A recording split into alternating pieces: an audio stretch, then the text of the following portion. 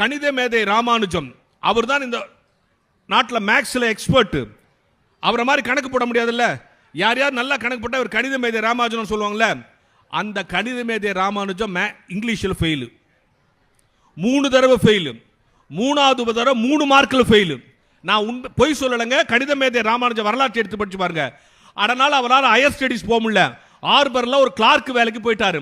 Clark வேலைக்கு போன அந்த ராமானுஜம் உலக அளவில் கணித மேதையாக உருவானது எப்படி தெரியுமா? கிளார்க் வேலை செஞ்சுக்கிட்டே இருக்காரு. ஃப்ரீ டைம்லலாம் ஒரு லைப்ரரிக்கு போவார். அந்த லைப்ரரியில் புக் எடுத்து படிச்சுக்கிட்டே இருப்பார்.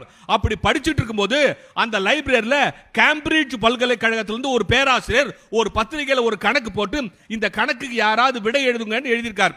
நிறைய பேர் எழுதி போட்டாங்க, தப்பு. ராமானுஜமும் எழுதி போட்டார், கூட ஒரு லெட்டர் வச்சு அனுப்பிச்சார்.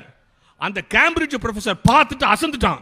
இதுவரைக்கும் வந்த ஆன்சர்லயே இந்த ஆன்சர் தான் கரெக்ட் ஆன்சர், ஸ்ட்ரெயிட் ஆன்சர்.